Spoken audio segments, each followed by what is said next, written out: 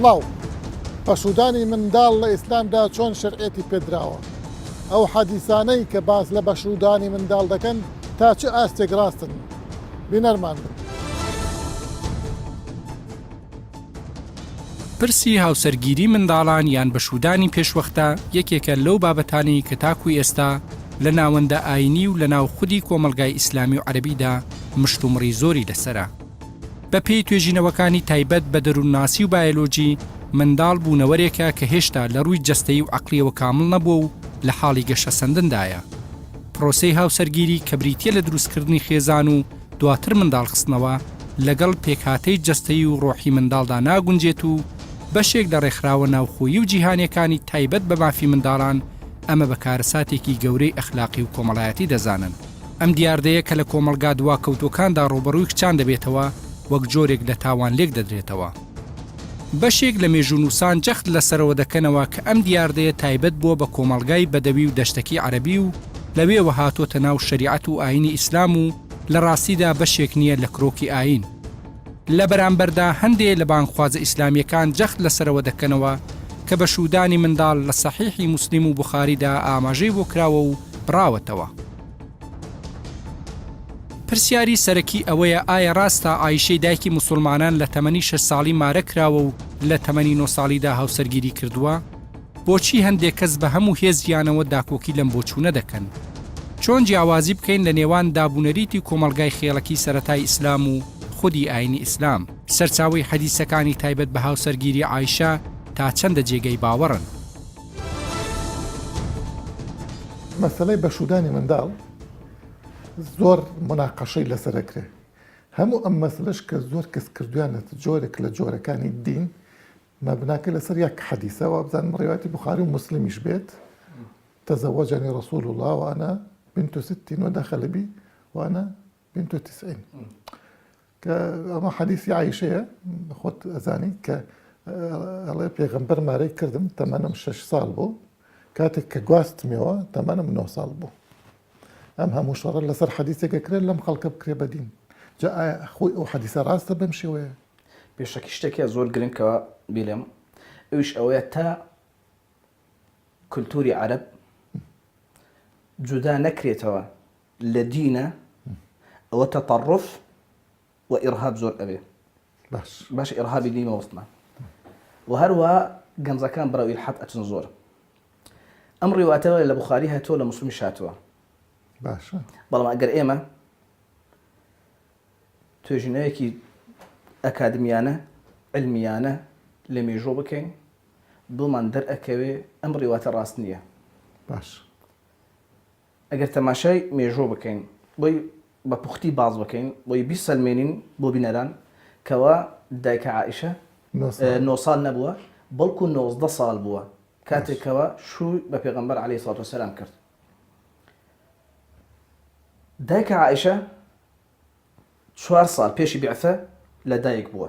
4 ساڵ پێشی بیعثە لەوە ڕێواتێکمان هەیە لە دایک بووە. ئیمامی نەوەوی لە کتێبی تەهذیب الئەسما ئەگرتەوە لە ئیبن ئەبی زەنادەوە ئەڵێ ئیبن ئەبی زەناد دەڵێتن بە ئەسما بە 27 ساڵ پێش کۆچی پێغەمبەر عەلەیهی سەڵات وسەلام بۆ مەدینە لە دایک بووە 27 ساڵ. ئیمامی ئەبوو نوعەیم ئەفەرمێتن ئەسما بە 10 ساڵ لە عائیشە گەورەتر بووە. باشە بە 10 ساڵ لە عائیشە گەورەتر بووە. ئەگەر ئێمە 10 ساڵ لە 27 ساڵەکە پێغەمبەر عەلەیهی سەڵات وسەلام 13 ساڵ لە مەککە دعوەی کردووە. 13 ساڵ لە مەککە دعوەی کردووە. ئەگەر ئێمە 13 ساڵ لە 27 ساڵەکە دەبینێت 14 ساڵ. باشە ئەمێنێت 14 ساڵ. 10 ساڵیش لەو لایە کە ئەسما لە عائیشە گەورەترە دەکەواتە بە پوختی 4 ساڵ پێشی بیعثە دایکە عایشە لە دایک بووە. 13 ساڵ لە دعوە ئەمە 13 ساڵ. مامۆستا با من پرسیارێک بەم شێوەیە بکەم. ئەم قسە با بڵێن بە پێی تاریخە بەڵام ئێمە ئەگەر حەدیثێکی بوخاریمان هەبێت لەگەڵ تاریخێکە کە مستەنەدی صحیح نییە وەکو بوخاری کامە نەبێ هەڵبژێرین ئێمە لە ڕووی سەنەدەوە لرويسا أم رواياتها شي روايات أكا هشام لباوكي عروة هشام أم رواياتش لعراق جرايتوا إمام مالك حديثي عروي ورندقر كلا أوانيك ولا عراق رواياتي كردوا بو أيجو ذاكري لا واظبوا ذاكري بس أنا متنيا هشام روايتي لا ذاكري لا واظبوا تو بس ما باسي صحيح 30 سنة أكين باشا بس صحيح 30 سنة أكين دكواتا إمام مالك لي ورنقر بولا بروي ذاكري لا واظبوا ذاكري لا واظبوا أما دويشتك تري حافظ عراقي زي قالن هر تدليس شيء كردوا تدليس أما وكو استناد أكين صار قولي زنايك كوا معتمد زور لا هم وصول مالكان إمام مالكان باشا حافظ عراقي لألفي عراقية أما زور جرينجا الكوالا روي سنده بزانين لروي الروايات كانوا بزانين أفرمتوا بالصحيح والضعيف قصدوا في ظاهر للقطع والمعتمد كضلين فلان حديث صحيح يعني فلان حديث ضعيفة أما بظاهري ألين قطعنا كان باشا روايتك ظني الدلالة بيننا بإيمان نسبة بدينا لي بيغمبر عليه الصلاة والسلام ما مثلا ظني يثبت لا ظني يثبت أخوان واني شنك حديث أحد روايات أما باش نبرين حديث أصلا بلين روايات باش طلعت كما روايات حديثني اشتكبوني يا راسني باشا ما بس لم برسيار أمي حديثك يك حديث كأحد بأمهم الشرعي بوتشي أكريت الدين يعني آخرك مشكلة هو أكريت يفيد العمل بس لا يفيد العلم يعني أكريت لروجك بكلكنت ونيا كشهر جوري إما أويه كويسل لوكم مرجاش أويه كرتوري على بيش بعثي بيغمبر عليه الصلاة والسلام بو إيمان كرتو تبدين باشا أما زور يعني كاريجري هي لسر جنجا كان تهاد جنجا كان دور أداة برجنجا كان يك رجاك بو برو داعشيات يان برو الحادو بديني ما مصات بتواني أما تناقضك لقصك برز خطاه ككلتوري عربية إيه بيغمبرج لكلتوري عرباجياو الإسلام كتش تا بالغ نبي لروي جسدي ومعنويش آمادة نبي بو زواجه بهيش شويك نبي بشو بدري بس شيء أو سنش متفق لسروي لأنه صالح بشو بدري ما هالشيء به كبيتشاني القرآن به هر زانايك به هر رواياتك به شيعة به سنة به كسيك به كبيتشاني القرآن بس بلوغ وأنا أكاد خدا ده فرمي وابتلوا اليتامى حتى إذا بلغوا النكاح باشا إن آنستم منهم رشدا فادفعوا إليهم أموالهم خدا بس أو بو بياو بو جنية هردوك قريتها باشا نيجو توا بياو ياخذ أفرمي يتامى وتكش قريتها كرش قريتها باشا تا نجاته سني بلوغه نكتة تنها سني بلوغه أجيشت السني بلوغه شنا باشا إذا بمهيئ بيبو همو اشتكى لحالات الزوجية لبروي ميثاقك زور قوري لبين جنو بياوة باشا دبي بتواني جيبا كاتن دوي أو كومالك أركي لسرشان أم كتشي أغانيت حضي بلوغها شون أتواني أم أكان جيبا كاتن بس ما مصبتواني أو عقلي شي حداثية أم قسانا كانك عقلي تقليدي 1400 صار له بيش قلتم زورك للتقاليد عرب باشا بو إيمان كردو تبا شرعه لكاتي أجا تيجنيكي تاولا سربكين بو من ده أكي بيتواني قرآن هو بيتواني قرآن بس زواج قاصرات كمان هي ولا يئسن من المحيض من نسائكم ولا لم يحضن خدا باسي ارتياب معبودا كباسي جمان معبودا كاتن باشا أجر كجبي كبيشي بلوغة عادي ما أنجانا نابينيتن شون أبي خدا بليتن أجر كوتنا جمانا يسابم برسالك بام دقيقة كم بيتواي زواجي منال خوار هجدا صار يا خوار بيش سني بلوغ حرامة بيش سني بلوغ حرامة لإسلامه أي بيغمبر الإسلام شون نيكرد ولا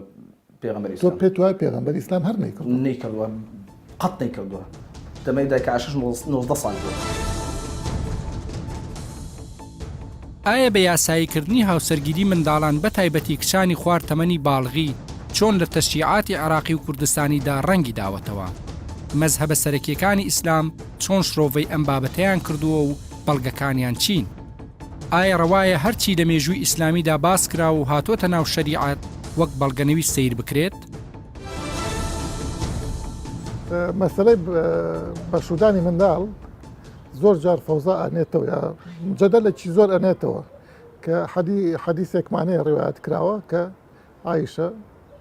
لە نۆ ساڵیا شووی کردووە بەڕێزت تا چەند ئیمانە بەم حەدیسە هەیە پێت وایە جایزە ئەوە بەڕاستی ئەو بابەتە زەواجی قاسیرات دەگرتەوە لە فقی ئیسلامی فقهاکان ئیشارەتیان پێکردی حتى لە قانونی ئەحوالی شخصی عراقیش ئیشارەتی پێکرایە نەک ئیشارەت بە قاسیرات مدەی دۆدانرایە تەمەنی دانرایە ئەو حەدیسەی بەڕێزت باست کرد حەدیسە خلافی لەسەر لە بینی بازێک لە فقها تا معاصرین ئەمن بەش بە حاڵی خۆم نوێترین توێژینەوە دەربارەی ئەو حەدیسە خوێندبیتمەوە ئەوەیە کە ئەو حەدیسە ئەسلی نییە وەک ئەوە کە دایکی مسلمانان عایشە ڕزای خوای لەسەر لە 9 ساڵی مێردی پێغەمبەری کردێ دوو ڕێئیمانەیە ڕێیەک دەڵێ لە 18 ساڵی مێردی پێکرێ ڕێی چیش دەڵێ لە 19 ساڵی پێغەمبەر گواستیتیەوە سەلامی خوای لەسەر کەواتە ئەوە ئەسەحە ئەوە ڕاستە ئەوەی تر نەخێر ئەمن خۆم وەکو شخصی خۆم پێت وایە لە 9 ساڵەیە شووی نەکردووە نەخێر بەتەکید پێت وانیە ئەو شێوازە لە بیرکردنەوە طعنەیە هەر لە صحیحی بوخاری خۆی چونکە لە بوخاری و مسلیمیش صحیح بوخاری و مسلیمیش ئەوە نینە معصوم نینە ئەوانە عملی بەشەرن تەنها قورآانی پیرۆز معصومە و کە کەلامی خوایە صحیح بوخاری کتابەکی پیرۆزە کتابەکی مبارەکە بەڵام بوخاریش بەشەرە هەڵی تێدایە چەندین حەدیسی تر هەیە ئیمامی ابن صلاحی شارەزوری ڕەحمەتی خوای لەسەربی دەڵێ 106 حەدیث لە بوخاری و مسلیم دەرم هێناوە ملاحەزەم لەسەریان هەیە هەوڵمدا لەو حەدیسانە مەخرەجیان لۆ بینەوە توانیم 20 حەدیث مەخرەجی لۆ بینەوە ئەوەی تر مایتەوە مەخرەجم لۆ نەدیت دۆزیتەوە کەواتە ئەویش ڕەتی کردی خۆی محەدیثێکی گەورەشە بەڵێ محەدیثێکی گەورەیە بە اتفاقی هەموو عولەمای سەردەم ما مستەتاسە زۆر لە عولەمایانی سەلەف لە ئێستاشە خەریکنە یەنە مەسەلەی کوفر و ئیمان ئەم مەسەلەیە کەسێ ئیمانی وان نەبێ کە مناڵ بە شودان جایزە یا شتێک لەو بارەوە نەخێر هیچ مەوزوعەکە پەیوەندی بە کوفر و ئیمانەوە نییە مەوزوعەکە ئیجتیهادێکی فقهیە خۆی لە حەقیقەتدا مەسەلەی زەواجی قاسیرات بعضێکی تر لە فقها کۆنەکان وەکو عوسمانی بەتی ئیبن شوڕومان ڕەحمەتی خۆیان لەسەربی دەڵێن هەر جایز نییە ئەگەر بالغ نەبی قاعدەی عامی فقی ئیسلامی لەسەر بلوغە باشە مامۆستا باسی بلوغت کرد عولەما تەمەنێکیان دانە ناوە بۆ بلوغ ئەوەی من ئاگادار بن فقهاکان ڕەحمەتی خۆیان لەسەربی بعضێکیان دەڵێن بلوغ بە حالەتی عادەی سوڕی مانگانەی ئافرەت بە دەردەکەوی یان بە هەندێک زەواهیری تری جەستەیی بە دەردەکەوی تەنها مەزەبی ئەبوو حەنیفە 18 ساڵی دانایە حتا قانونی ئەحوالی شخصیش کە 18 ساڵی تهدید کردیە لە مەزەبی حەنەفی وەرگرت ئەبوو حەنیفە ئەمە تاکید لەمە بکەم ئەبوو حەنیفە مەزەبی حەنەفی 18 ساڵی دانایە 18 ساڵ دەڵێن 18 ساڵ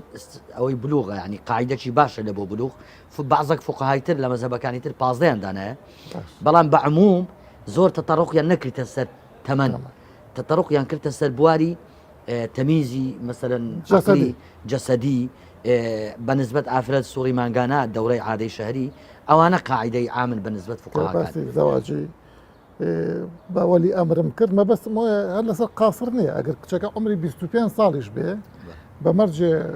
شووی نەکرد بێ کچ بێ هەر بێ وەلی ئەمری بێ لەبەر ئەوە فەرق چییە کات تاکۆ لەگەڵ قاسریشە نەخێر لێرە جیاوازی هەیە وەلی ئەمر لێرە مجبیر نییە بخۆی بە اعتیبار وەلی مجبیر هەیە گەر قاسر بوو وەلیش اعتیادی هەیە بخۆی تقریبان ئەگەر ئافرەتێک ببوورە فەرقی بینی وەلی مجبیر و وەلی اعتیادی هەیە طبعا وەلی مجبیر ئەوەیە کە منداڵەکە قاسیرە وەلی لێو هەیە شتێک بکە کە بزانی مەسلحەتی ئەو منداڵی تێدا لەوانەیە ئەو ڕازیش نەبی لەوانەیە ئەو هەستیشی پێنەکە باش تێش نەگا بەڵام حتا لە مەزەبی شافعیش ڕەحمەتی خوا لەسەر بێت لە بازێک مەزەبی تریش دەڵێن ئەگەر عقدی زەواج بەو شێوە وەلی کردی کە سەلاحیەتی هەیە کاتێک ئافرەتەکە گەورە بوو حڕە ئەگەر پێی باش بوو زەواجەکە ئیجرا دەکرێ و دەگوازرێتەوە ئەگەر پێی باش نەبوو دەتوانێت داوای تەلاق کات و تەلاق بدرێت ئەوەش هەیە لە فقهاکان ئەوەش ئەنی بەڕێزت ئێستا ئەگەر لێت بپرسن زەواج لە قاسرات 12 ساڵ 13 ساڵ کەمتر زیاتر نەگەیشتە بلوغ مەسەن منعیەکەیت بەڵێ بەتاکید ئەسڵەن پێم جائیزیش نییە نەک هەرمان هێ بکەم چونکە بەڕاستی ئافرەتێک حتا ئەگەر فقها بە ڕێزەکانیش ڕێگەیان دابی کە گوتم ڕێگەیاندایە لە ڕێگەی وەلی ڕێگەیاندایە نەک ڕێگەیاندایە کە ئافرەتێکی قاسر کە تەمەنی نەگەیشتە بلوغ مارە بکرێت قاعدەی عامی زەواج ئەبێ ئەو کەسە بالغ بێ حتا کوڕەکە و حتا کچەکەش ئەگەر عقدێکی زەواج لەو زروفە لەو حالەتە داوا لە من بکرێ من ئیزرای عقدەکە ناکەم ئیبرامی عقدەکە ناکەم لۆ چکە پێم جائیز نییە بەڕاستی بەڵام هەر چێش بیکە ئەمن لەگەڵ ئەوە نیم کە زانانی ئیسلام 1400 ساڵە ئیش بەماکەن تا ئەساش فقهی جعفەری لە سەردەمی مرسی هلا مصر برلمان يسي وقانون تيبرنا بنو أصل يعني أما معقول نییە حتا لێرەش لە بەغدا لە پەرلەمانی بەغدا مشاوەشێک دروست بوو لەسەر ئەو بوارە بەڵام سەرکەوتو نەبوو فقهي جعفري بەڵێ خۆی باش نییە بە حقیقت یعنی بس من أول بلاو عجاب جعفري خوان شيعا هل إيمانا بعايشة وبحد إيمانا هل ببخاري جنية إيمانا هل بعايشة جنية أمنو صار يعني شو هنا خۆی هەندێک شت هەیە جار وەیە یاسا سیاست دەکەوتە ناو یاسا بەڕاستی یان بەرژەوەندی کەسی و حالەتی تایبەت دەکەوتە ناو ئەوە بەڕاستی ئافرەتێک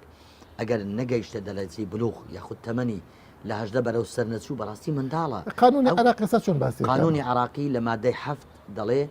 يشترط في عقد الزواج العقل وإكمال 18 من العمر أو انتهاء بيات يدبي هجد صال لما دي هجد مازال شي هجتيته ومخرجك دلي أجر كسك إكمالي 15 15 صالي تواو كردية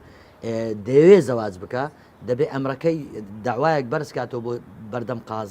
قازی تەماشای کاروباری دەکە ئەگەر شروطی تێدابی گونجاوبی معقولبی قازی ڕێی پێدەدا هێشتا هەژدەی تەواو نەکردیە نەوەک هەژدەی تەواو نەکردبی ڕێگەی پێ نادێت دەستی قازی بەڵێ دەستی قازیە خۆ حتا ئەو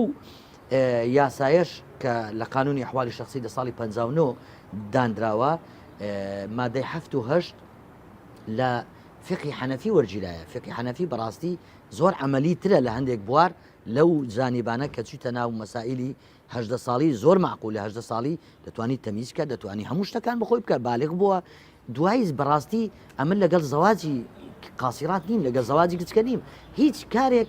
نازانی زەواج چییە نازانی ماڵبەڕێوە بردن چییە نازانی لەگەر پیاوەکەی کوو بگونجێ لۆیە بەڕاستی هەژدە ساڵ زۆر گونجاو و معقول ڕێکخراوەکانی تایبەت بە مافی منداڵان و هەرزەکاران چۆن سەیری ئەم دیاردەیە دەکەن و ئامارە جیهانیەکان چیمان پێدەڵێن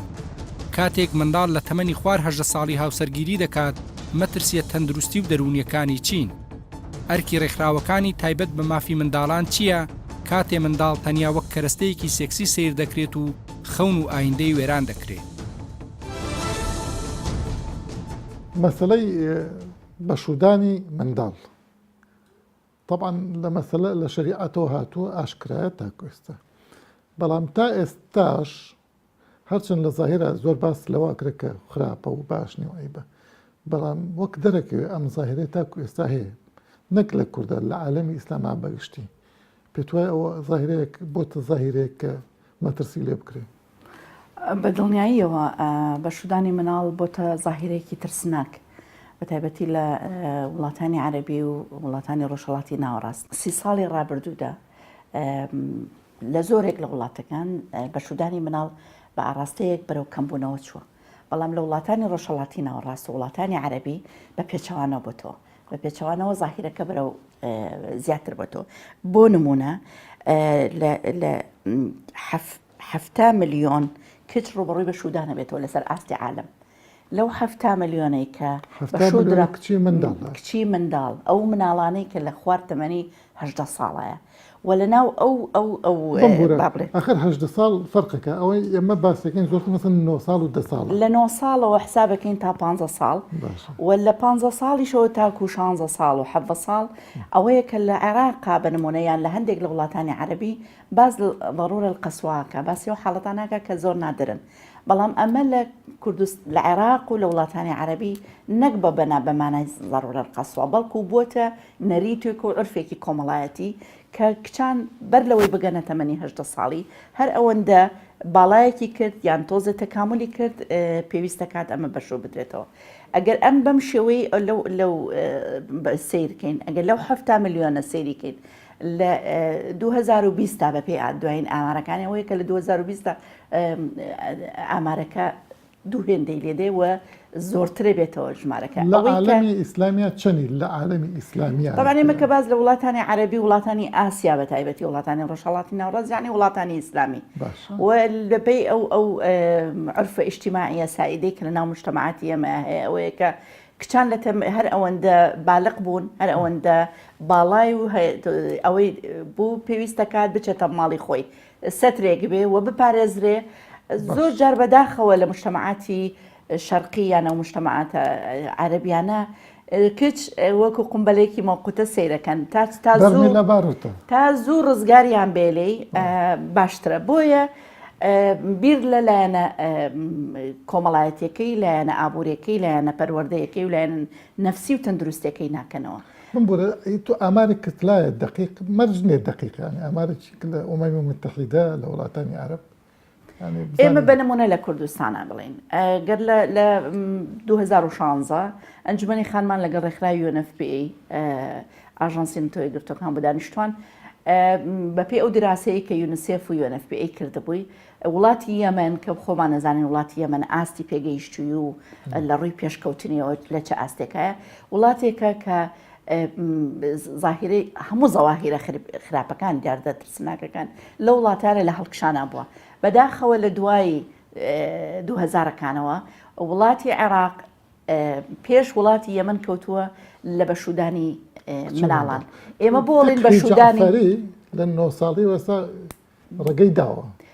ئەمە ئیشکالێتەکە لەوەیە لە عێراقا بەپێی قانونی مەدەنی ئەڵێ ئەبێ کچان تەمەنی 18 ساڵی تەواو بکەن لە ئیتیفاقیەی دەولی حقوقی مناڵ کە ساڵی 1970 دەرچۆوە ئیتیفاقیە عێراقێکێکە لەو دەوڵەتانەی لە کۆی 1970 دەوڵەتەکەی کە تەزدیقی مسادقی ئەم ئیتیفاقی کردووە عێراقێکێکە لەو دەوڵەتانە بەڵام تەنها پەسەندی کردووە لە ڕووی جێبەجێکردنەوە بەردەوام مەترسی لەسەر لەباربردنی ئەو مادە یاسایانە یانە ئەو ئیتیفاقیاتانە هەیە وەکو لە دوای 2003 دروستبوونی ئەم بابلین حکومڕانیە تازەیە ئەبینین قانونی جعفەریەتە بوون قانونی جعفەریەکێکە لەو قانونە مەترسیدارانەی کە لە ئەنجومەنی نوێنەرانی عێراق نەک تەنها وەکو پرۆژەیەک هاتە پێشەوە بەڵکو چۆ ناو ئەجندەی یان چۆ ناو جەدوەلە ئەعمالی مەجلیسی نوابی عێراقی کە ئەمە دوو جۆر خەتەری دروست کردبوو خەتەرێکیەوە بوو تەنها لایەنی مناڵ نەبوو کە مناڵ لە تەمەنی 9 ساڵ حەقی مارەبڕینی هەیە لایەنێکی تری ئەوە بوو کە تەواوی مەحاکم دادگاکانی دادگا مەدەنیەکان هەڵەوە شوێنێتەوە و دادگای مەزهەبی واتە هەر مەزهەبێک بۆ خۆی دادگایەکدان کەواتە لێرەیە مەترسیەکە تەنها لەسەر جانبێکی اجتیماعی نییە کە مەسەلەی مناڵە بەڵکو لەسەر کۆی پرۆسی قانونە چی ئەم قانونە بەداخەوە تا ئێستا سەحب نەکراوەتەوە لە ئەنجومەنی نوێنەرانی عێراق بەڵکو ڕاگیرە بە نمونە ئەو کاری سەیە کە لە چەمچەماڵ ڕوویدا سێوە کاتێک کە ڕوبەڕووی ئەو کارە ساتە بۆ 3 مناڵی هەبوو کەواتە دەبێت لە تەمەنی چەند ساڵیە زەواجی کرد دەبێت لە 16 ساڵیە زەواجی کردووە ئێمە کاتێ باز لە پرۆسی زەواجەکەین باز لە تەکاملی عقلی ئەعزای تەناسولی کچان و مناڵان و لە ڕووی فکری و لە ڕووی نزوجی عقلیەوە لە ڕووی تەواوکردنی تەمەنی قانونی خۆی کە بەپێی قانون بەپێی اتفاقیە لە تەمەنی ئەبێ 18 ساڵی تەواو کرد ئەمە خەنتۆ پێت وایە ئەمە زەرەر لە کچ هەر بۆ معنای کە ئیستیعبا دەکرێت بۆ نمونە ئەوەی کە شوەکە لە 10 ساڵی ئەبێ شوکە بێکی 20 ساڵی پرۆسی زەواج لە بەداخەوە لە وڵاتانی ئاسیا عبت یعنی چونکە هیچ ئیرادەیەکی نییە ئەمەی خۆیەکێکە لە پێشێلکاریەکان بەرامبەر بە مافەکانی مناڵ بەگشتی و مافەکانی مرۆڤ و لە هەمان کاتشتا ئەمە لە ڕووی با بڵێن خوێندنەوەیەکی زانستیەوە نەک لایەنی با بڵێن بە عابدکردنی کچەکەی بەڵکو جۆرێک لە با بڵێن وەکو تعدایەک سەیرەکرێت چونکە بۆ کچێک کە تەمەنی وەکو اختصابێک مامەڵی لەگەڵاکرێت وەکو اختصابێک بۆچی چکە کچێک لە تەمەنی 12 ساڵ و 13 ساڵ و 14 ساڵیان 9 ساڵە هیچ درکێکی عقلانی نییە بۆ پرۆسی زەواج کاتێک کە زەواج هەر جنسیەنش پێ نەگەیشتووە تەکاملی نەکردو بۆیە لە ڕووی ئامارەکانەوە حتا لەسەر ئاستی عالم کاتێک کە باز لە بەشودانی مناڵەکرێت مەترسیەکانی تەندروستی لە ڕووی تەندروستی و چۆنە بەدڵنیاییەوە بڵێن تەناسولی ئازای تەناسولی تەمەنی مناڵ ئەمە لە ڕووی علمیەوە و لە ڕووی قانونیەوە بادەم باز لە 18 ساڵەکەین 18 ساڵ کەواتە تەکاملەکە لە ڕووی ئازایی تەناسولی کاتوانێ مناڵ قسەکەم لەسەر ئەوەیە کاتێک کە مناڵێکی 9 ساڵ 10 ساڵ 12 ساڵ ئەچێتە ناو ئەم پرۆسەیەوە ڕوبەڕووی کۆمەڵێک حاڵەتی زۆر نەخوازراوە بێتەوە یەکێک لەوانە مەترسی تەندروستی کاتێک کە حەم لە کاسکی ئەبێت مەترسی لە دەستدانی گیانی هەیە و زۆر جار ئەو مناڵانەی کە داخلی خودەجەبن لە خەستەخانەکان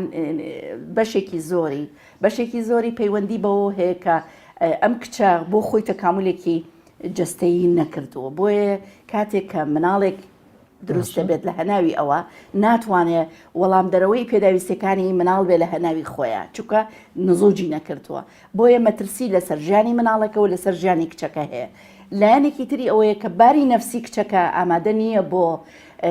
بەدایکی بوون یعنی کاتێک کە ئەبێتە دایک پێویستەکە زانیاری هەبێت لەسەر پرۆسی دایکایەتی و ئەو بەرپرسیارەتی وەکو دایکەکەوێتە ئەستۆی بۆیە لایەنی نەفسیشی ئامادەیی نییە و ڕوبەڕووی شۆکێکی دەرونی و ڕوبەڕووی مەترسێکی گەورە بێتەوە لایەنێکی تری ئەوەیە کە زۆر جار بەداخەوەم ئەو کچە تەحملی مناڵبوونەکە نابێ بۆیە ڕوبەڕووی مردنە بێتەوە.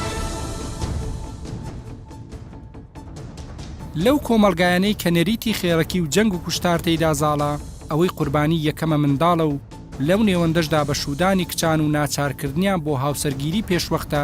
خۆی دەبێت بە بەشێک لە وێرانکردنی کۆمەڵگا و ئایندەی مرۆڤ.